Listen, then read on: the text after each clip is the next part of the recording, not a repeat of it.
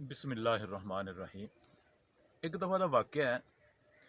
एक मास्टर साहब जिहड़े ने वो किते जा रहा सी ते रस्ते दे विच उन्हां वेख्या एक देहाती आदमी जिहड़ा है ना वो मुर्गी दे चूजे उन्हां नूं कोई दाना दूना पा के उन्हां दे कोल बैठा है। मास्टर साहब जदों कोलों दी गुजरे तो उन्हां बड़े गौर नाल वेख्या, बड़े खूबसूरत चूजे सन, लेकिन उन्हां दे विच एक चूजा ऐसा सी ਜਿਹੜਾ ਦੂਸਰਿਆਂ ਦੇ ਨਾਲ ਮਿਲ ਹੀ ਨਹੀਂ ਸੀ ਰਿਹਾ। ਮਾਸਟਰ ਸਾਹਿਬ ਨੂੰ ਬੜਾ ਤਜਬ ਹੋਇਆ ਵੀ ਇਹ ਚੂਜ਼ਾ ਜਿਹੜਾ ਹੈ ਇਹ ਹੋਰ ਦੂਸਰੇ ਜਿਹੜੇ ਨੇ ਉਹਨਾਂ ਦੀ ਸਾਖਤ ਹੋਰ ਤਰ੍ਹਾਂ ਦੀ ਹੈ। ਉਹ ਮਜ਼ੀਦ ਗੌਰ ਕਰਨ ਲੱਗੇ ਤੇ ਉਹਨਾਂ ਨੂੰ ਇਹ ਪਤਾ ਲੱਗਾ ਵੀ ਇਹ ਜਿਹੜਾ ਚੂਜ਼ਾ ਨਾਲ ਮਿਲਦਾ ਨਹੀਂ ਪਿਆ ਇਹ ਮੁਰਗੀ ਦਾ ਬੱਚਾ ਨਹੀਂ ਦਾ, ਇਹ ਸ਼ਹੀਨ ਦਾ ਬੱਚਾ ਹੈ। ਬੜੇ ਹੈਰਾਨ ਹੋਏ। ਸ਼ਹੀਨ ਜਿਹੜਾ ਹੈ ਉਹ ਫਜ਼ਾਵਾਂ ਦੇ ਵਿੱਚ ਰਹਿਣ ਵਾਲਾ ਪਰਿੰਦਾ ਹੈ ਤੇ ਮੁਰਗੀ ਦੇ ਬੱਚੇ ਜ਼ਮੀਨ ਤੋਂ ਦਾਣਾ ਚੁਗਣ ਵਾਲੇ ਨੇ। ਇਹਨਾਂ ਦਾ ਆਪਸ ਦੇ ਵਿੱਚ ਮਿਲਾਪ ਕਿਵੇਂ ਹੋ ਗਿਆ? ਮਾਸਟਰ ਸਾਹਿਬ ਨੇ ਉਸ ਦਿਹਾਤੀ ਨੂੰ ਪੁੱਛਿਆ ਵੀ ਇਹ ਜਿਹੜਾ ਚੂਜ਼ਾ ਹੈ ਇਹ ਤੁਸੀਂ ਕਿੱਥੋਂ ਲਿਆ? ਉਹਨੇ ਕੋ ਇੰਨਾ ਜ਼ਿਆਦਾ ਤਜਬ ਨਾ ਲਿਆ ਤੇ ਉਹਨੇ ਕਿਹਾ ਵੀ ਮੈਂ ਇੱਕ ਦਫਾ ਜਾ ਰਿਹਾ ਸਾਂ ਤੇ ਇੱਕ ਪਹਾੜੀ ਦੇ ਉੱਤੋਂ ਇਹ ਗਿਰਿਆ ਤੇ ਬੜਾ ਲਹੂ ਲੁਹਾਨ ਸੀ ਤੇ ਮੈਂ ਇਹਨੂੰ ਪਕੜ ਕੇ ਤੇ ਘਰ ਲੈ ਆਂਦਾ, ਇਹਦੀ ਸਫਾਈ ਕੀਤੀ, ਇਹਦੀ ਮਰਮ ਪੱਟੀ ਕੀਤੀ, ਉਸ ਤੋਂ ਬਾਅਦ ਇਹਨੂੰ ਦਾਣਾ ਪਾਇਆ ਤੇ ਇਹਨੇ ਚੁਗਣਾ ਸ਼ੁਰੂ ਕਰ ਦਿੱਤਾ। ਮੇਰੇ ਪਾਸ ਮੁਰਗੀ ਦੇ ਬੱਚੇ ਸੀ ਤੇ ਨਾਲ ਉਹਨਾਂ ਦੀ ਮਾਂ ਮੁਰਗੀ ਵੀ ਸੀ। ਮੈਂ ਉਹ ਬੱਚਾ ਇਹਨਾਂ ਦੇ ਨਾਲ ਛੱਡ ਦਿੱਤਾ ਤੇ ਹੁਣ ਇਸ ਟਾਈਮ ਇਹ ਇਹਨਾਂ ਦੇ ਨਾਲ ਹੀ ਖਾਂਦਾ ਹੈ, ਪੀਂਦਾ ਹੈ, ਦਾਣਾ ਚੁਗਦਾ ਹੈ ਤੇ ਇਹਨਾਂ ਦਾ ਇਸ ਤਰ੍ਹਾਂ ਮਾਲੂਮ ਹੁੰਦਾ ਹੈ ਜਿਵੇਂ ਭਾਈ ਹੁੰਦਾ ਹੈ। ਮਾਸਟਰ ਸਾਹਿਬ ਨੇ ਉਸ ਦਿਹਾਤੀ ਨੂੰ ਕਿਹਾ ਵੀ ਅਗਰ ਤੁਸੀਂ ਇਹ ਬੱਚਾ ਜਿਹੜਾ ਮੈਨੂੰ ਕੀਮਤਨ ਦੇ ਦਿਓ ਤੇ ਮੈਂ ਇਹਦਾ ਖਰੀਦਾਰ ਹਾਂ। ਉਸ ਦਿਹਾਤੀ ਨੇ ਕਿਹਾ ਵੀ ਲੈ ਲਵੋ। ਮਾਸਟਰ ਸਾਹਿਬ ਨੇ ਉਹ ਬੱਚਾ ਲਿਆ ਤੇ ਆਪਣੇ ਘਰ ਲੈ ਆਏ।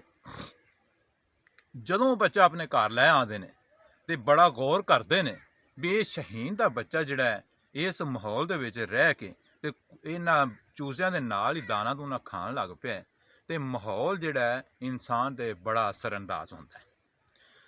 ਉਸਨੇ ਉਹਦੇ ਕੰਨ ਦੇ ਵਿੱਚ ਕਿਹਾ ਵੀ ਤੂੰ ਇੱਕ ਸ਼ਹੀਨ ਦਾ ਬੱਚਾ ਹੈ, ਲੇਕਿਨ ਉਹਨੇ ਕੁਛ ਨਾ ਸਮਝਿਆ।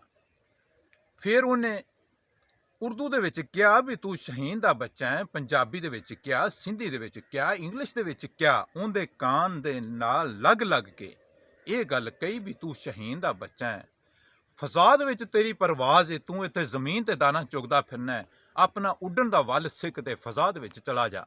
ਲੇਕਿਨ ਉਹ ਬੱਚਾ ਨਾ ਸਮਝਿਆ। ਮਾਸਟਰ ਸਾਹਿਬ ਰੋਜ਼ਾਨਾ ਉਹਨੂੰ ਦਾਣਾ ਦੁਨਕਾ ਪਾਉਂਦੇ ਨੇ ਤੇ ਉਹਦੇ ਨਾਲ ਇਹ ਗੱਲਾਂ ਰੋਜ਼ਾਨਾ ਹੀ ਕਰਦੇ ਨੇ, ਲੇਕਿਨ ਬੱਚਾ ਜਿਹੜਾ ਹੈ ਸਮਝਣ ਵਾਸਤੇ ਤਿਆਰ ਨਹੀਂ ਹੈਗਾ।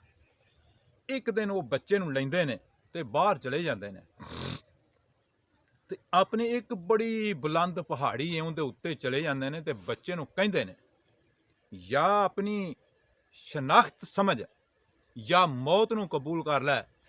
ਅਗਰ ਤੂੰ ਆਪਣੀ ਸ਼ਨਾਖਤ ਹਾਸਲ ਨਾ ਕੀਤੀ, ਤੂੰ ਇਹ ਨਾ ਸਮਝਿਆ ਵੀ ਮੈਂ ਸ਼ਹੀਨ ਹਾਂ, ਉੱਡਣ ਦਾ ਵੱਲ ਨਾ ਸਿੱਖਿਆ ਤੇ ਫਜ਼ਾ ਵਿੱਚ ਪਰਵਾਜ਼ ਨਾ ਕੀਤੀ ਤੇ ਫਿਰ ਅੱਜ ਤੋਂ ਬਾਅਦ ਤੇਰੀ ਮੌਤ ਹੈ, ਮੈਂ ਤੈਨੂੰ ਘਰ ਵਾਪਸ ਲੈ ਕੇ ਨਹੀਂ ਜਾਣਾ। ਇਹ ਗੱਲ ਕਹਿੰਦੇ ਨੇ ਤੇ ਉਸ ਬੱਚੇ ਨੂੰ ਮਾਸਟਰ ਸਾਹਿਬ ਨੇ ਫਜ਼ਾ ਦੇ ਵਿੱਚ ਹੀ ਉਛਾਲਿਆ ਤੇ ਜ਼ੋਰ ਨਾਲ ਉਛਾਲਿਆ। ਜਦੋਂ ਬੱਚਾ ਫਜ਼ਾ ਦੇ ਵਿੱਚ ਜਾਂਦਾ ਹੈ ਉਹਨੂੰ ਪਤਾ ਲੱਗ ਜਾਂਦਾ ਹੈ ਮੇਰੀ ਮੌਤ ਬਹੁਤ ਕਰੀਬ ਹੈ। ਜਦੋਂ ਉਹ ਥੱਲੇ ਆਉਣਾ ਸ਼ੁਰੂ ਹੋ ਜਾਂਦਾ ਹੈ ਤੇ ਆਪਣੀਆਂ ਅੱਖਾਂ ਬੰਦ ਕਰ ਲੈਂਦਾ। ਉਹ ਥੱਲੇ ਆ ਰਿਹਾ, ਚੰਦ ਸੈਕਿੰਡ ਥੱਲੇ ਆਇਆ, ਫਿਰ ਉਹਨੇ ਆਪਣੀਆਂ ਅੱਖਾਂ ਖੋਲ੍ਹੀਆਂ, ਉਹਨੂੰ ਆਪਣੀ ਮੌਤ ਸਾਹਮਣੇ ਨਜ਼ਰ ਆਉਣ ਲੱਗ ਪਈ ਤੇ ਕੁਦਰਤੀ ਉਹਦੇ ਪਰ ਜਿਹੜੇ ਥੋੜ੍ਹੇ ਜਿਹੇ ਇਸ ਤਰ੍ਹਾਂ ਖੁੱਲ੍ਹਦੇ। ਜਦੋਂ ਉਹ ਪਰ ਖੁੱਲ੍ਹੇ ਤੇ ਆਪਣਾ ਸਹਾਰਾ ਜਿਹੜਾ ਉਹਨੇ ਮਹਿਸੂਸ ਕੀਤਾ ਤੇ ਉਹਨੇ ਜਿਹੜਾ ਨਾ ਪਰਿੰਦੇ ਨੇ ਜ਼ਿਆਦਾ ਪਰ ਖੋਲ੍ਹ ਦਿੱਤੇ। ਉਹ ਜਿਹੜਾ ਸ਼ਹੀਨ ਦਾ ਬੱਚਾ ਸੀ ਜਦੋਂ ਉਹਨੇ ਪੂਰੇ ਪਰ ਖੋਲ੍ਹੇ ਤੇ ਉਹ ਉੱਡਣ ਲੱਗ ਪਿਆ। ਉੱਡ ਕੇ ਤੇ ਫਿਰ ਉਹ ਫਜ਼ਾ ਦੇ ਵਿੱਚ ਬੁਲੰਦ ਹੁੰਦਾ ਹੈ, ਫਿਰ ਆਪਣੇ ਪੂਰੇ ਜ਼ੋਰ ਦੇ ਨਾਲ ਪਰ ਖੋਲ੍ਹਦਾ ਹੈ। ਜਦੋਂ ਉਹ ਫਜ਼ਾ ਦੇ ਵਿੱਚ ਚਲਾ ਜਾਂਦਾ ਹੈ ਤੇ ਬੜੇ ਨਜ਼ਾਰੇ ਦੇ ਨਾਲ ਉੱਡ ਰਿਹਾ ਹੈ ਤੇ ਫਿਰ ਜਿਹੜਾ ਹੈ ਉਹ ਆਪਣੇ ਦਰਖਤ ਦੇ ਉੱਤੇ ਆਣ ਕੇ ਬੈਠਦਾ ਹੈ ਮਾਸਟਰ ਸਾਹਿਬ ਦੇ ਕੋਲ ਤੇ ਮਾਸਟਰ ਸਾਹਿਬ ਦਾ ਸ਼ੁਕਰੀਆ ਅਦਾ ਕਰਦਾ ਹੈ। ਮਾਸਟਰ ਸਾਹਿਬ ਕਹਿੰਦੇ ਨੇ ਵੀ ਮੈਂ ਤੈਨੂੰ ਉੱਡਣ ਦਾ ਵੱਲ ਨਹੀਂ ਸਿਖਾਇਆ, ਮੈਂ ਤੈਨੂੰ ਤੇਰੀ ਸ਼ਨਾਖਤ ਦੱਸੀ। ਜਦੋਂ ਬੰਦਾ ਆਪਣੀ ਸ਼ਨਾਖਤ ਹਾਸਲ ਕਰ ਲੈਂਦਾ ਹੈ ਤੇ ਫਿਰ ਹੀ ਉਹ ਕਾਮਯਾਬ ਹੁੰਦਾ ਹੈ। ਜਿੰਨਾ ਚਿਰ ਉਹ ਆਪਣੀ ਸ਼ਨਾਖਤ ਹਾਸਲ ਨਹੀਂ ਕਰਦਾ ਉਹਨੂੰ ਕੋਈ ਕਾਮਯਾਬੀ ਨਹੀਂ ਦੀ।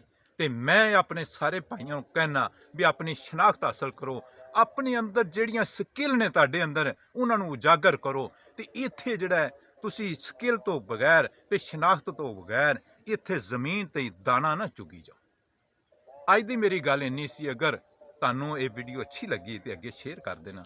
ਅਸਲਾਮ ਵਾਲੇਕਮ ਵਰਹਿਮਤੁल्लाह।